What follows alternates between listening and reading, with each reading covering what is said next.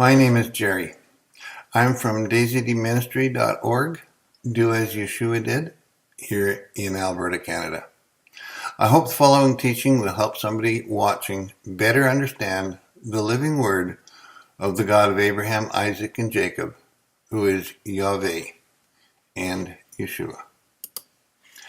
Today's lesson is going to be on the 4 miracles required of the Messiah. In this teaching, I will explain what the Hebrew people in days prior to the Messiah expected to see to reveal the coming Messiah. I will reveal why these people missed Yeshua when he came, and how it relates to the new Pharisees of today.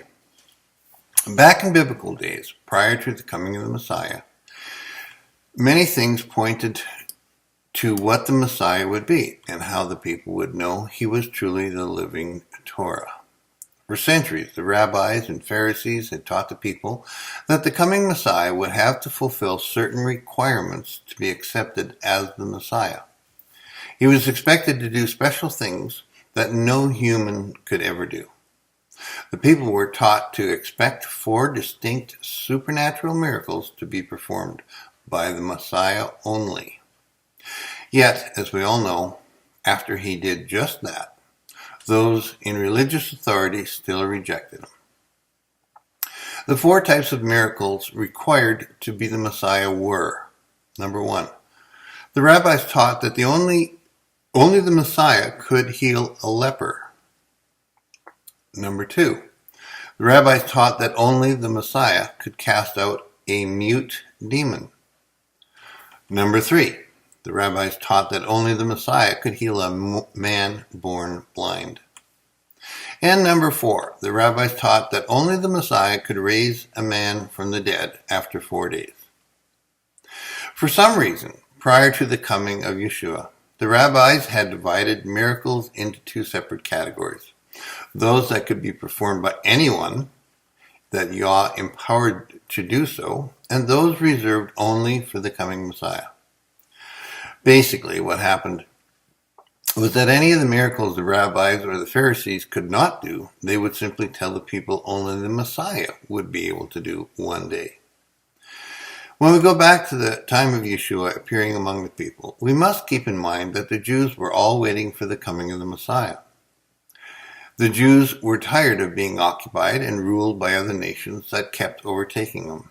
They were anxiously awaiting the Messiah so he could lead them out of this oppression. Only the Messiah could bring them salvation.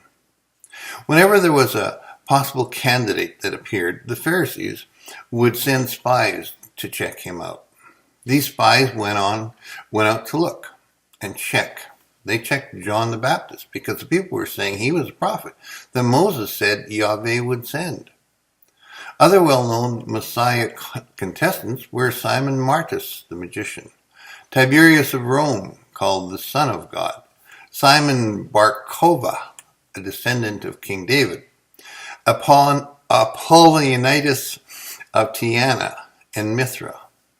An interesting note here: there is a religious group called the Mandeans, about 100,000 strong to this day, who believe that John the Baptist was and is the Messiah. The following verse explains that Yeshua's deeds and miracles were that of his Father. Yeshua came to earth to perform miracles in his Father's name. John 10:37-38. If I am not doing deeds that reflect my Father's power, don't trust me. But if I am, then, even if you don't trust me, trust the deeds, so that you may understand once and for all that the Father is united with me. I am united with the Father.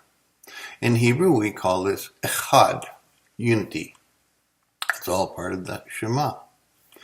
So whenever there was a miracle performed, the Pharisees would dispatch a group of spies to investigate the situation, always thinking in the back of their mind that this could be the Messiah.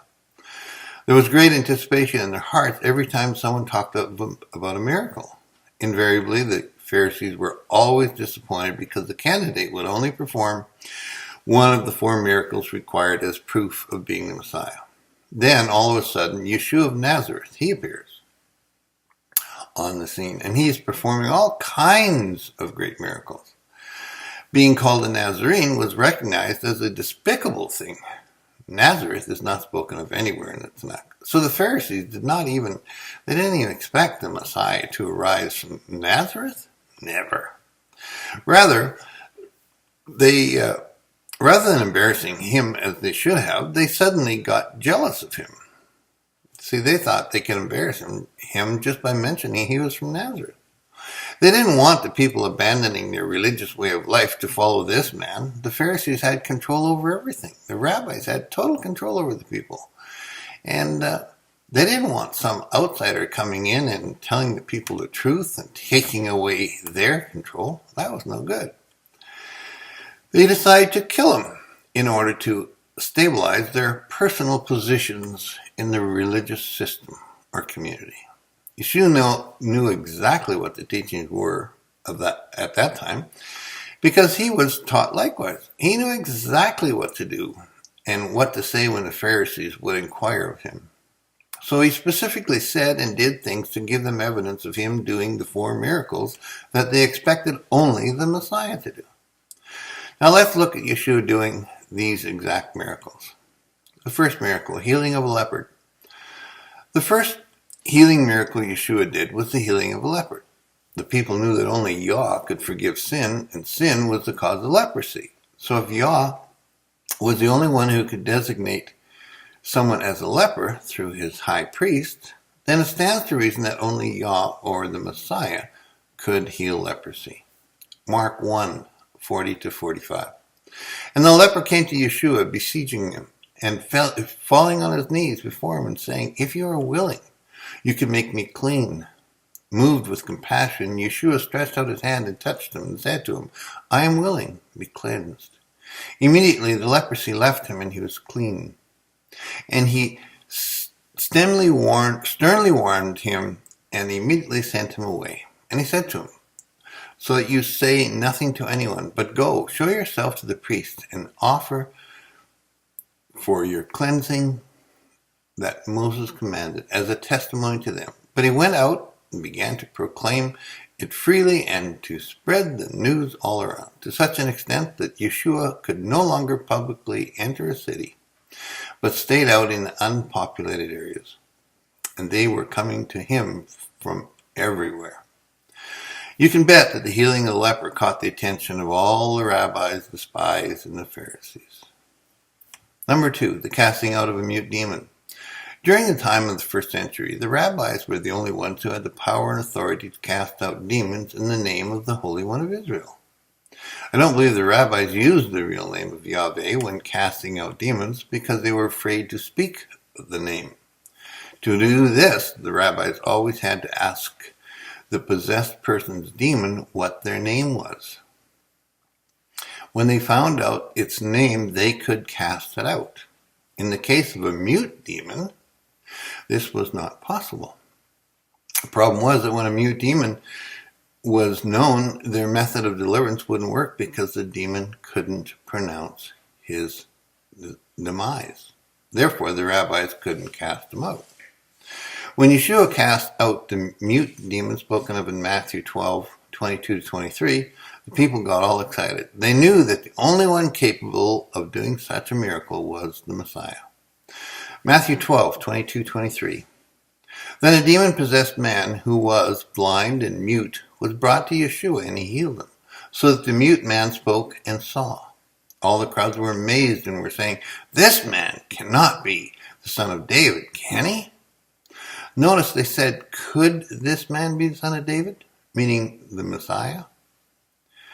Why did they ask this question?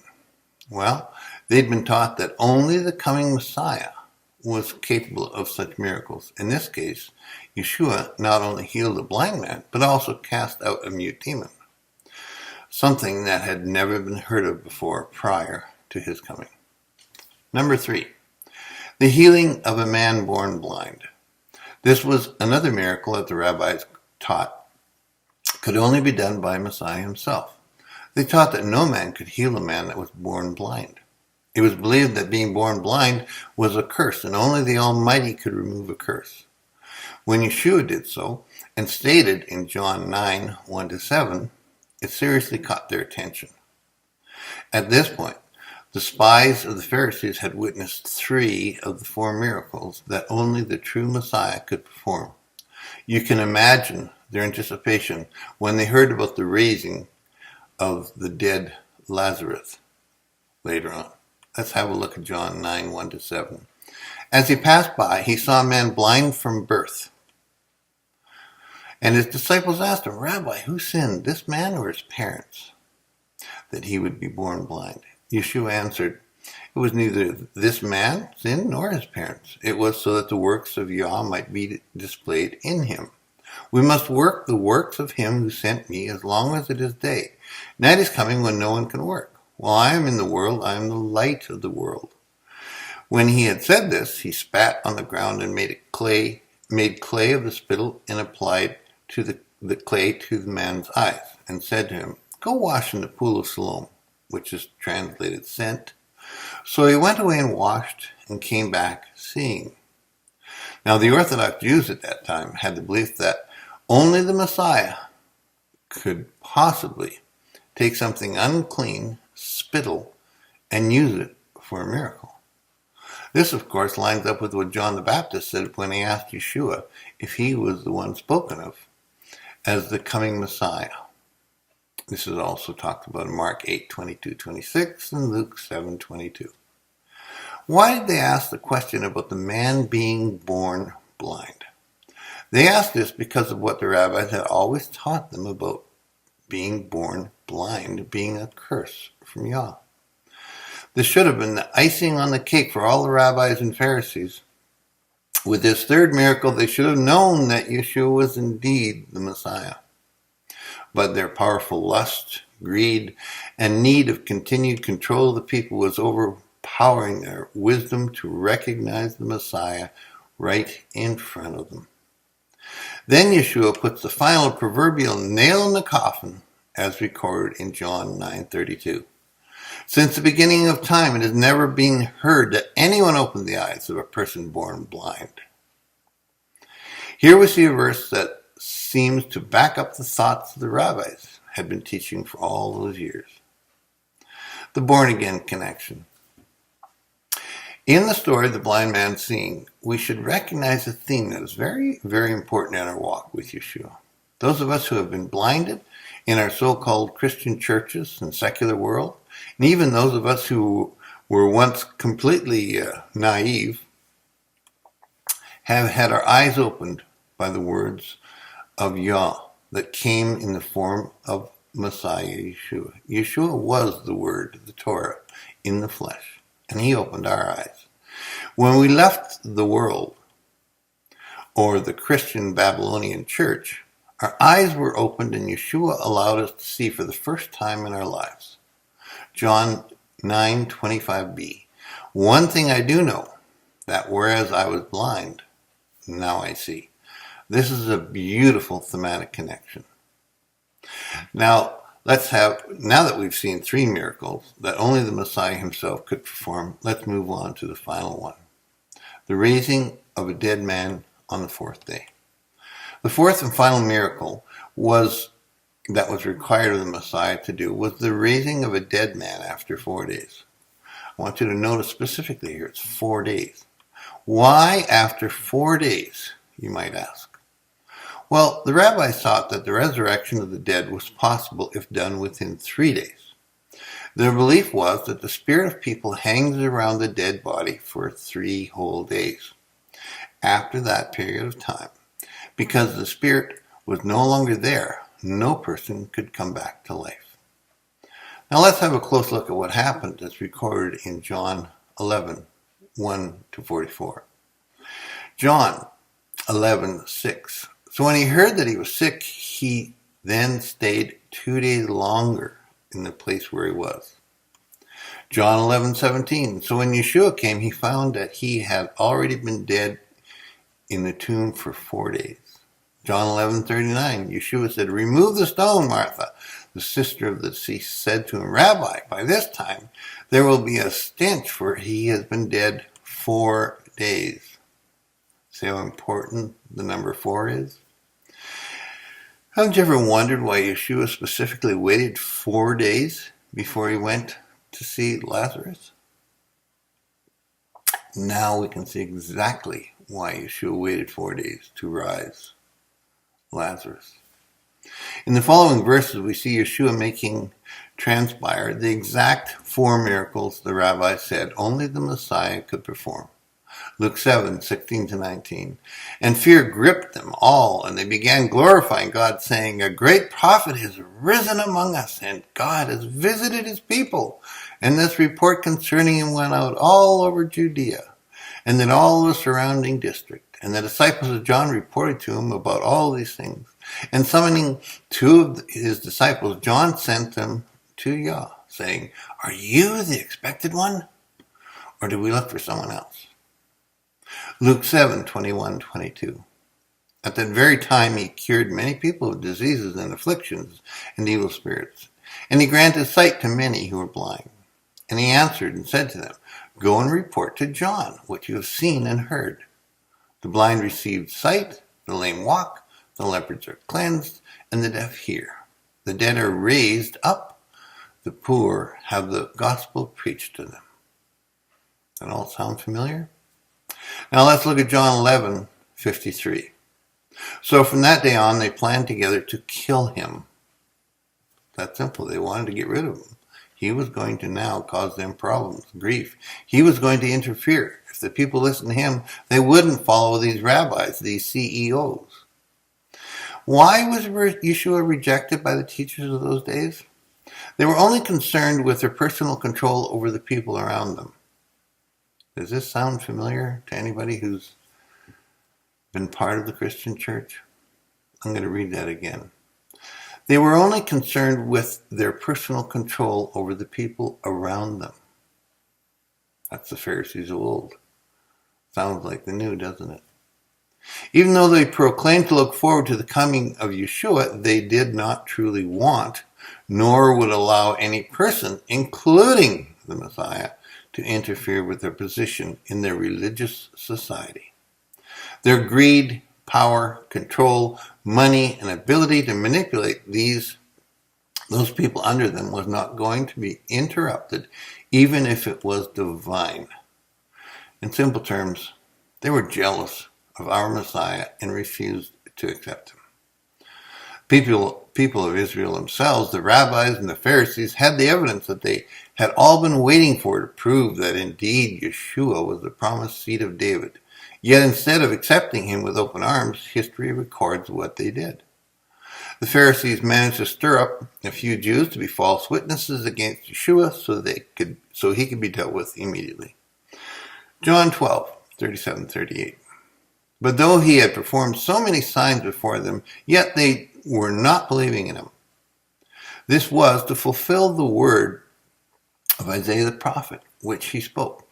Lord, who has believed our report? And to whom has the arm of the Lord been revealed? Isaiah 53:1.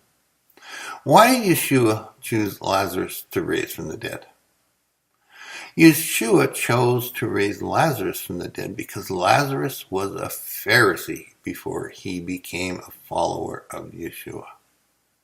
Yeshua was insulting the Pharisees directly by using one of their own people to prove to them that he was the Messiah, yet they refused to see it. He symbolically slapped them across the face. Why, you may ask? They did so for the same reason many pastors in churches today don't want any truly anointed person in their congregation. You start asking questions in a Christian church, and you won't be around very long. They don't want you asking questions. They don't want anointed people, curious people. They don't want them around. They want control over everybody. They're afraid their own ability to control and manipulate their flock will be taken away from them. Control, pay close attention to this. Control, manipulation, and domination by any means other than the Holy Spirit Ruach HaKodesh, is witchcraft. You do the math. There's no evidence. There's no obedience to the Torah. So it is the counterfeit spirit that leads them. They're obviously not following the word, the Torah, scriptures. They're following doctrine, dogma, and man-made rules. In order to have the Ruach HaKodesh, we must be obedient to his word. Those Pharisees were doing the same thing back then that many of the false preachers and teachers, CEOs of today's proclaimed Christian churches are doing. We may see different colored suits on today's preachers of the word, but many are the same old Pharisees. Wolves in shepherd's clothing, selling religion to people too lazy to read the living word for themselves. They are fleecing the flock, folks. They are unduly living off the money their church members are manipulated into giving them. The makeup of the Pharisees has not changed over the centuries, only their appearance. Two obvious ways of distinguishing the real shepherd from the wolf is whether or not they keep the true Sabbath. That's an easy way to figure it out. And whether or not they beg for money in their services. That at least narrows it down tremendously. You will not see a true servant of the Almighty begging or pushing money. You just won't see that. He is a crook. He is a prophet, spelt with an F. Matthew 10:16, Behold, I send you out as sheep in the midst of wolves. So be shrewd as serpents and innocent as doves. Acts 20:29, I know that after my departure, savage wolves will come in among you, not sparing the flock. CEOs of the Christian church. Matthew 7:15, Beware of false prophets who come to you in sheep's clothing, but inwardly are ravenous wolves. The summary, as we've seen previous, nothing much has changed in the religious world today. The preachers, CEOs of the pagan palaces called the Christian church, are as stiff-necked as the Pharisees of old were. They want nothing to do with those who teach the living word because they can't make money on the truth that sets people free. They can't make money on the truth. They can only make money on manipulation and telling the people whatever they want to hear. They'll tickle their ears with their hand in their pocket. That's how they make their money, folks. It's a business. Religion is a business. As we saw in the story of the blind man from birth having his eyes opened by the truth, Yeshua, the pastors in the so-called Christian churches wouldn't recognize Yeshua if he came back in the flesh today and stood before them. They would not even recognize the real shepherd. To sum it up, many preachers promote denominational doctrine today above scriptural teaching, so their flock get confused. People, those lazy people confused and ignorant, are depending on their preachers and don't seem to realize that deception and confusion are the basic principles these pastors use to make their living. These wolves tickle the ears of all concerned, so they put money in the bucket of their church. Truth does not sell near as good as tickling ears. The only way to deal with these thieves is to leave their Babylon and have that personal relationship with the living word. We are to follow him, not them. We are to follow the cloud, not the crowd. Years ago, the Pharisees gave the oral rabbinical teachings, the Talmud, and other man-made books priority over the Torah, while claiming to abide in the Torah teachings. Today, we see Christian leaders doing something very similar, selling non-scriptural ideas and concepts that make money for the businesses that represent rather than teaching the Torah. For the businesses they represent rather than teaching Torah. The Torah is our standard, our instructions, our guiding light. Yeshua is the Torah, the Word in the flesh. Let's never forget that. John 1:1. And Revelation 18:4, flee Babylon, come out of her, my people. Yeshua is the Torah in the flesh. And he's been telling those who hear for many years, flee Babylon, come out of the religious organizations, the businesses of Christianity and otherwise. Flee Babylon. Hopefully that will help somebody learn a little bit more about the 4 miracles required by the Messiah. Have a great day. Shalom.